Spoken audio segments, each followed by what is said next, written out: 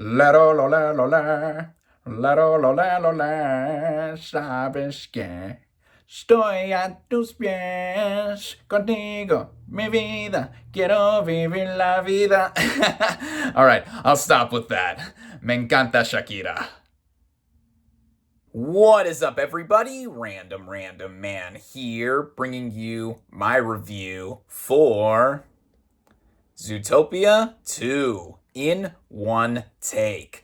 Serving as the sequel to 2016's Zootopia, the plot of this animated buddy cop comedy film follows Judy Hopps and Nick Wilde as they go undercover to pursue the titular city's new and mysterious reptilian resident, Gary D. Snake. Going into this movie, I was very much looking forward to seeing it, as 2016 Zootopia was not only my favorite animated movie of that year, but it's also one of my favorite movies of 2016, and really among the newer slate of Disney films now from almost a decade ago. This movie's almost a decade old. Whew!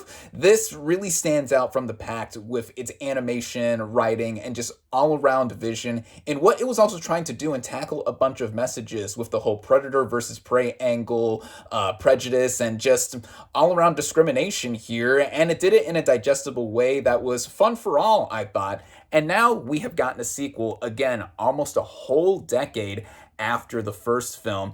And there's a lot that could be explored and done with a sequel. Now that we've already been introduced to the titular city, there's a lot more expansion. Also, going over certain species of animals that haven't been explored from the first film. But before I get into some of the new players, starting out with the cast and their vocal performances, we have Ginnifer Goodwin returning as Judy Hopps. Now, her as the rabbit character, I always thought was great. She's very fast-talking, very quick-witted, and always enthusiastic to go ahead and do her job. And, now as a full-fledged police officer, I think with her character, still having some insecurities here and there, wanting to, of course, crack the case and do whatever she wants to do, that carries over here, and that makes her a very likable and relatable character. Jason Bateman also returns from the first film as Nick Wilde, a fox, and now the partner to Judy, who is kind of the yang to the yin of Judy. I mean, he's very laid back, more relaxed, not as optimistic, but more so trying to be easygoing. And I think that with his character, that he was a lot of people's favorite characters, or one of the favorite characters of the first film for many, I should say, including with me and Judy. I mean, I loved both of them together in the first film. Same thing here in the sequel for what they have to do, and then tackling this whole new thing with characters that both return from the first film, and then also some new players. Some people that return from the first film include Idris Elba as Chief Bogo, the chief of police, who's also a buffalo. Shakira also returns here as Gazelle, the gazelle. I mean, it's always great to hear her as well, too. And then some new players here include the likes of Fortune Feimster as Nibbles. She is a beaver who is a podcaster that Judy is a fan of, and actually gets up and enveloped into this case that Judy and Nick are trying to solve here. Another new player is the aforementioned Gary D. Snake, who is a snake, voiced by Ke Kwan, who is actually wrongfully accused of something that has been done, and we don't see reptiles until this film formally introduces them to be a big part of the plot here. And who doesn't love Ke Kwan? I mean, Ke Kwan, despite not doing much vocally with the role, I think the design of the character does a lot of the heavy lifting, but he's so lovable, and just the warmth in his voice, I think, is enough, more than enough, to actually carry over what is going on here with the character. And then there's other new people here, like Andy Samberg as Paubert. He is a lynx who is related to a bunch of other lynxes, the dad voiced by David Strathairn, who are evil, so to speak, and are also at odds with the reptiles for more than one reason, but he gets involved and tags along with the other players as well, too. There's a lot of people here. I know there's a lot of people I'm mentioning, or not mentioning, I should say, that have not returned from the first or are returning from the first in either bit roles or other smaller parts. There's quite a few new people here that I did enjoy. Also, Patrick Warburton, I should mention, as a stallion and the newest mayor to Zootopia. I mean, Patrick Warburton is a very famous and recognizable voice actor for many things, like Joe from Family Guy. Hey, Peter, what's going on with Quagmire? Worst impression ever. I should note to stop doing impressions like I tried doing in my intro with my imitation of Shakira. I love you, Shakira.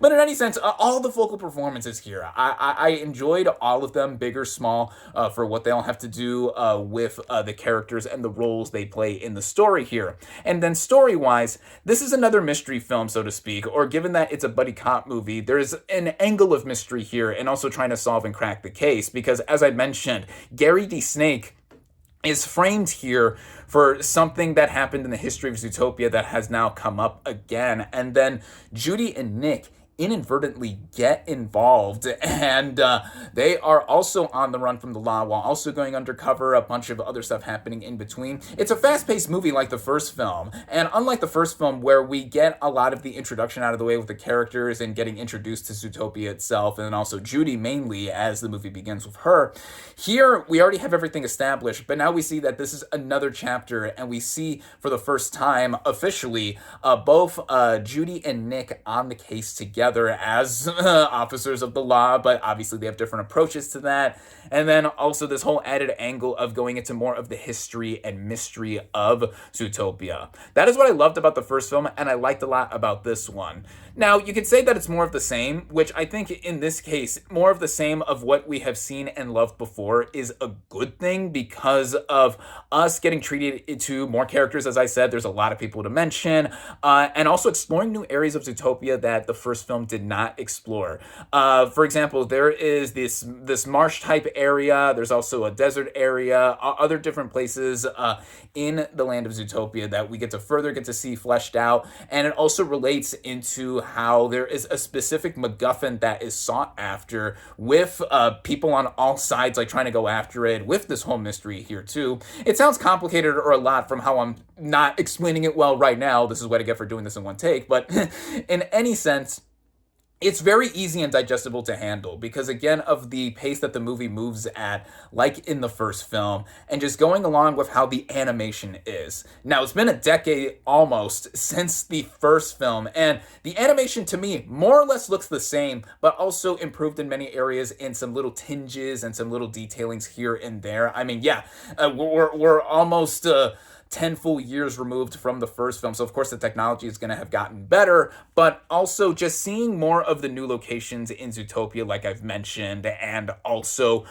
seeing how the characters move. And one big thing with the first Zootopia film that got a lot of people involved and really enjoying it too was how anatomically correct all the animals are in terms of sizing to each other. Like, of course, Nick as a fox is slightly taller than Judy, who's a rabbit, and then a bunch of other bigger animals like a Chief Bogo as a buffalo is huge. The big panda bears, the little shrews come back from the first film as well too.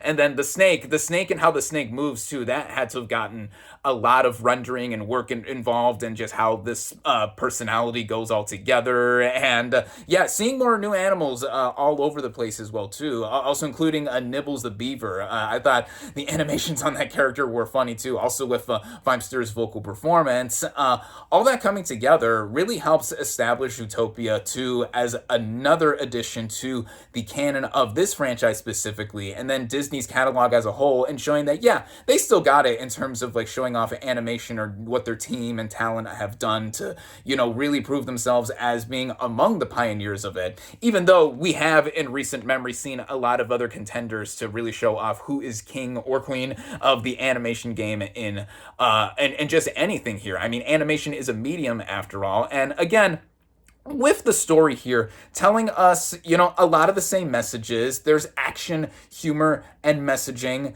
Another prejudice angle that is put on here, this time with the reptile characters, because in the first film there weren't reptiles, which I guess was smart in a sense to really have them be a focal point of this movie. Of course, snakes, lizards, turtles. Turtles are my favorite animal specifically. So yeah, seeing the turtles in Zootopia, that was cool to see. And then everything else going in between, and even like the relationship between Judy and Nick. Like, you know, they clearly are, you know, great together, but also they have different approaches. And again, that's something that kids need to see and hear, as to like, you know, being different is great. You know, everyone is different, which the first film made so very, very clear.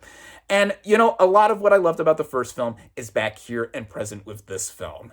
With how it all runs together, the movie runs at about an hour and 45 minutes-ish. I mean, it's not very long. Again, with how the movie moves and is paced, I think that really complements what we see and hear all over the place. Again, with the animation being top tier, the music as well, keeping up all the tension and drama, and then also with the lighter moments. I mentioned Shakira returns to this movie. She has another song like in the first film.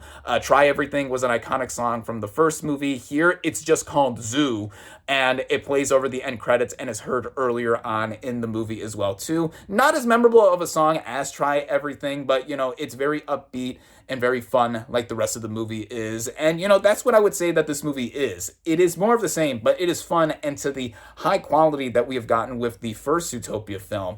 I think that if we're going to see more adventures from Judy and Nick, and the ending does hint at that, stay through the end credits, not just for the Shakira song, but also there's a post-credit scene as well, too. If we're going to really get more of these, and hopefully they don't take as long as this gap in between the first film to get them, then, you know, I'm all for it. I am all for seeing more adventures in this city of Zootopia, and just being with these characters, because that's a big thing that everyone loved about it. And if you enjoyed the first film, you are more than likely going to enjoy Zootopia 2, as I have. I really enjoyed it, in fact, and this is a movie that I definitely recommend seeing. With all of that and more, my final verdict for Zootopia 2 is 4 out of 5 stars. Thank you all, as always, for watching. Be sure to like this video, comment on what you thought of Zootopia 2. Social media links in the description. Subscribe to my channel for more, and I'll catch you on the next movie review.